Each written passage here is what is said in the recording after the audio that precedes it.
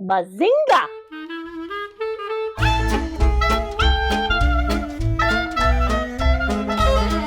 Hello and welcome to another video. My name is Heather and as always I'm reading with a vengeance and I hope you are as well. So this is a seat of my pants video that I didn't even realize I was going to be recording until yesterday. A couple months ago I signed up to be a judge in the Booktube Prize. This is a prize that are judged 100% by people who are in the booktube community, content creators and regular viewers. It is a literary award that recognizes excellence in fiction and nonfiction. So I decided to jump on board this train. It's only about 5 years old or so. I will link the channel, the Booktube Prize channel, down in the doobly-doo. And if you're interested, go to their channel and you can watch the live stream video that came out yesterday where the 2023 opening field announcement was made. And it's kind of like the octo finals. There are 8 groups in each, nonfiction and fiction. So there's 8, 16 times 8. No, that's wrong math. 8 groups, 6 books in each. So there's 48 books finalists in fiction and 48 finalists in nonfiction. If I'm not mistaken, I could be mistaken though.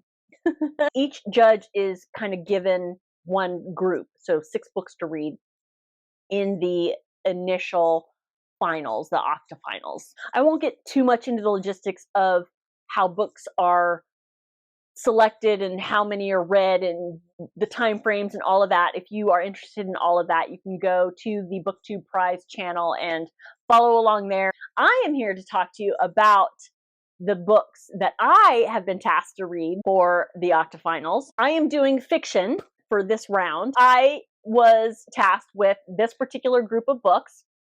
There are 6 books. I have until the end of March to read and review them and rank them. I'm supposed to rank them 1 through 6, 1 being my most favorite, 6 being my least favorite.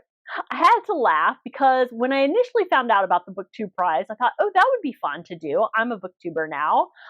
If I am in on reading and reviewing and being a judge in the reading community. And then I started off 2023 with like, okay, I am going to read down my physical TBR and my Goodreads TBR and really get a handle on the books that I have already selected for myself.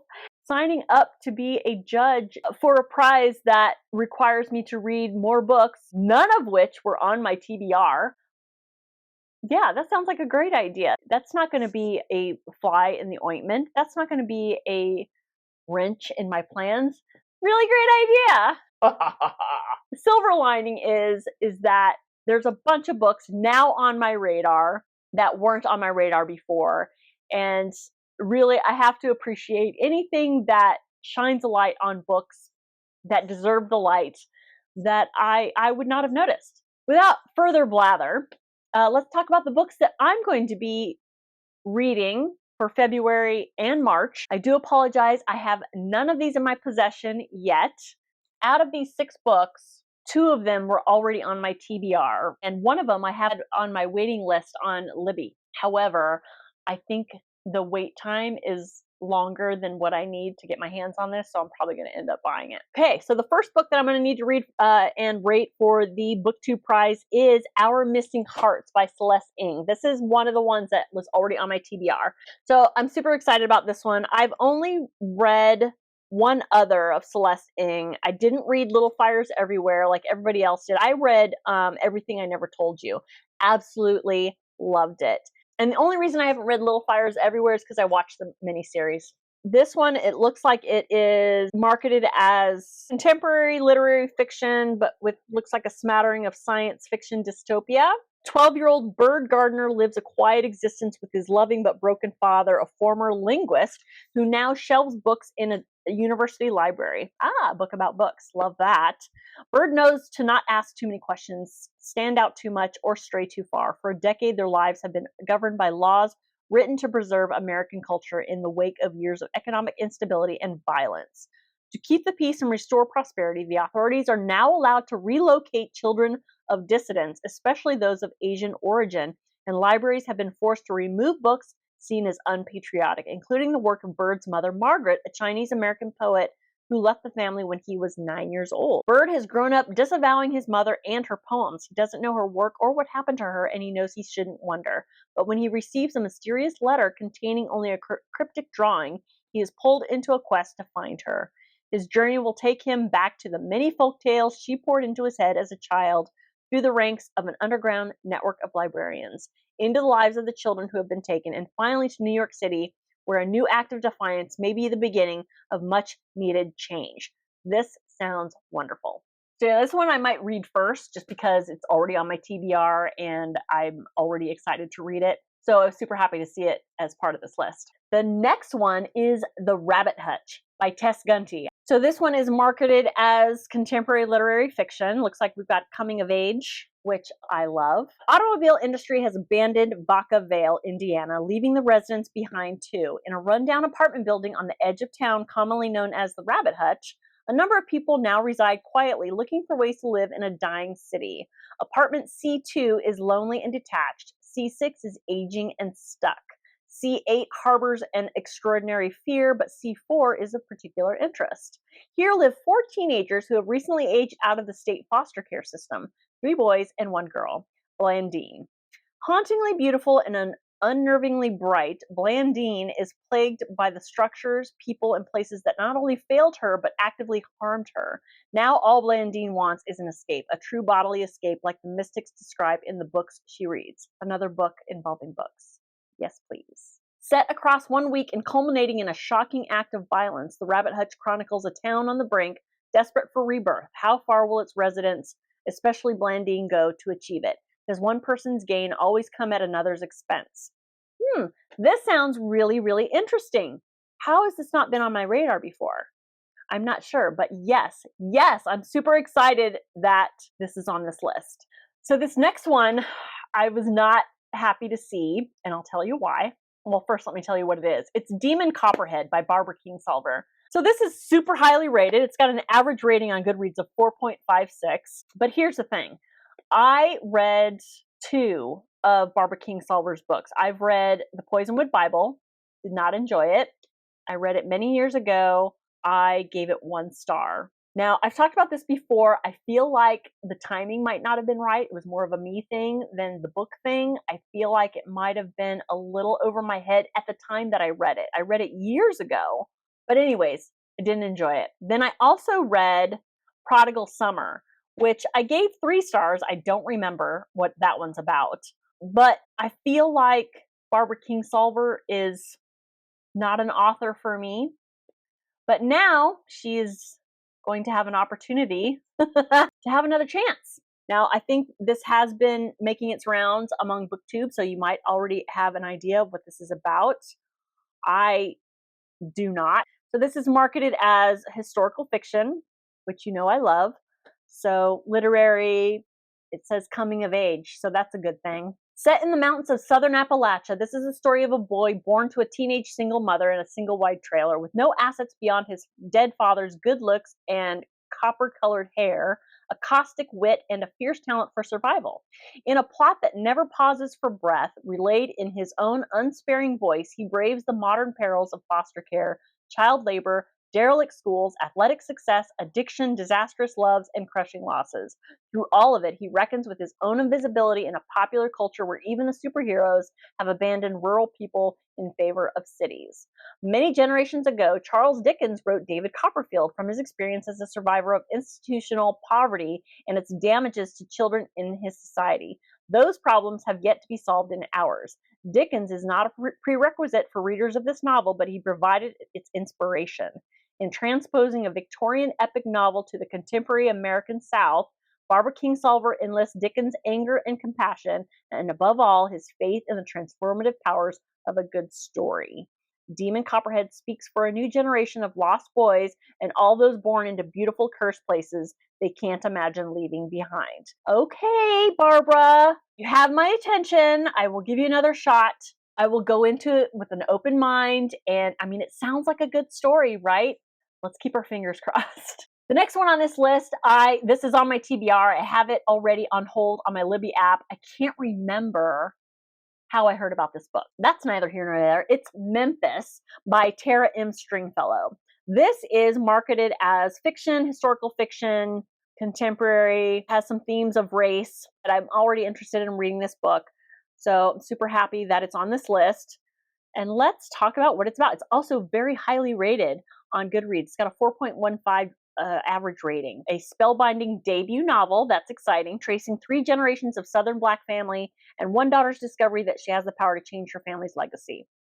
In the summer of 1995, 10-year-old Joan, her mother, and her younger sister flee her father's violence, seeking refuge at her mother's ancestral home in Memphis. Half a century ago, Joan's grandfather built this majestic house in the historic Black neighborhood of Douglas, only to be lynched days after becoming the first Black detective in Memphis.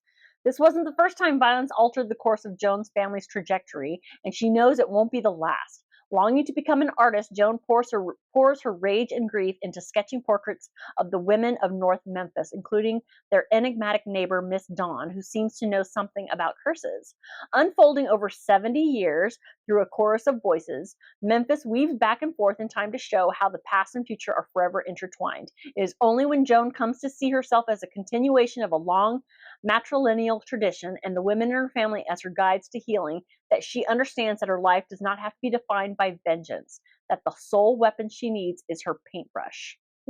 Inspired by the author's own family history, Memphis, the Black fairy tale she always wanted to read, explores the complexity of what we pass down, not only in our families, but in our country. Police brutality and justice, powerlessness and freedom, fate and forgiveness, doubt and faith, sacrifice and love.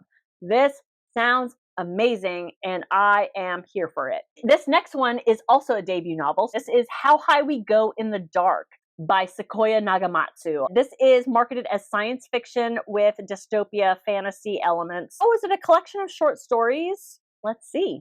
For fans of Cloud Atlas and Station 11, I did not have a good time with Station 11, a spellbinding and profoundly prescient debut that follows a cast of intricately linked characters over hundreds of years as humanity struggles to rebuild itself in the aftermath of a climate plague, a daring and deeply heartfelt work of mind-bending imagination from a singular new voice. Beginning in 2030, a grieving archaeologist arrives in the Arctic Circle to continue the work of his recently deceased daughter at the Batagaika crater, where researchers are studying long-buried secrets now revealed in melting permafrost, including the perfectly preserved remains of a girl who appears to have died of an ancient virus. Once unleashed, the Arctic plague will reshape life on Earth for generations to come, quickly traversing the globe, forcing humanity to devise a myriad of moving and inventive ways to embrace possibility in the face of tragedy. In a theme park designed for terminally ill children, a cynical employee falls in love with a mother desperate to hold on to her infected son. A heartbroken scientist searching for a cure finds a second chance at fatherhood when one of his test subjects, a pig, develops the capacity for human speech. A widowed painter and her teenage granddaughter embark on a cosmic quest to locate a new home planet. From funerary skyscrapers to hotels for the dead to interstellar starships, Nagamatsu takes readers on a wildly original and compassionate journey spanning continents, centuries, and even celestial bodies to tell a story about the resiliency of the human spirit, our infinite capacity to dream, and the connective threads that tie us all together in the universe. This sounds interesting. Now, it sounds like of the ones I've talked about so far, this one I might struggle with the most, but I'm going to go into it with an open mind. This does sound like a collection of short stories, but that are all linked. That fascinates me. I haven't had a great track record with short stories. We'll see with this one. You never know. It sounds compelling and relevant. So I am interested, but I don't want to jinx myself. So we'll see. We'll see. That's one I'm definitely going to have to cross my fingers on. And finally on this list is another collection of short stories. So this is Liberation Day by George Saunders. I have not read George Saunders. Let me take a look real quick. He's an American author from Texas. Oh, he wrote Lincoln in the Bardo. I have that on my TBR. I haven't read it yet, but okay. This collection of short stories marketed as contemporary literary fiction. Looks like there's science fiction and dystopia involved. It says the best short story writer in English is back with a masterful collection that explores ideas of power, ethics, and justice, and cuts to the very heart of what it means to live in community with our fellow humans. With his trademark prose, wickedly funny, unsentimental, and perfectly tuned, Saunders continues to challenge and surprise. Here is a collection of prismatic, deeply resonant stories that encompass joy and despair, oppression and revolution, bizarre fantasy, and brutal reality. Love Letter is a tender missive from grandfather to grandson in the midst of a dystopian political situation in the not too distant future that reminds us of our obligations to our ideals, ourselves, and each other. Ghoul is set in a hell-themed section of an underground amusement park in Colorado and follows the exploits of a lonely, morally complex character named Brian, who comes to question everything he takes for granted about his reality. In Mother's Day, two women who love the same man come to an existential reckoning in the middle of a hailstorm, and in Elliot Spencer, our 89-year-old protagonist finds himself brainwashed, his memory scraped, a victim of a scheme in which poor, vulnerable people are reprogrammed and deployed as political protesters. Together, these 9 subversive, profound, and essential stories coalesce into a case for viewing the world with the same generosity and clear-eyed attention as Saunders does, even in the most absurd of circumstances. If there's a connection between these stories, it's probably going to be very tenuous. And again, with my track record in short stories, it's only 256 pages, so I should be able to get through it quickly, and if there's a struggle, it'll be short-lived. Again, I'm going to go into it with an open mind. I have high hopes. Those are the 6 books I've been tasked to read and rate and rank for the Booktube Prize Octo Finals. You'll be seeing these books in my wrap-ups for February and March. I'm super excited to be a part of this Booktube Prize. Hopefully I can do it justice and make it through these 6 books. Have you read any of these books? Please let me know. Oh, you know what? Now that I say that, okay, so you're not going to see my thoughts on these books until after the Octo Finals are over. So I will mention them that I've read them in my wrap-ups, but I'm not going to be able to talk a whole lot about them until later. So I will probably do a separate wrap-up video from my regular monthly wrap-ups. I'll probably do a Booktube Prize wrap-up video that I'll give my thoughts on these books. But I still would like to hear your thoughts if you've read these books, if you have plans to read these books, maybe we can read them together. Share your thoughts, or you can just say hi down in the doodly-doo. Are any of you taking part in the Booktube Prize? I would love to hear about it. I'd love to know which books that you guys got tasked with. I'm just super excited about this prize. So if you're still watching at this point, please consider giving that like button a boop, and a subscribe would be wonderful. Thank you so much for watching, and I'll see you all next time. Bye-bye.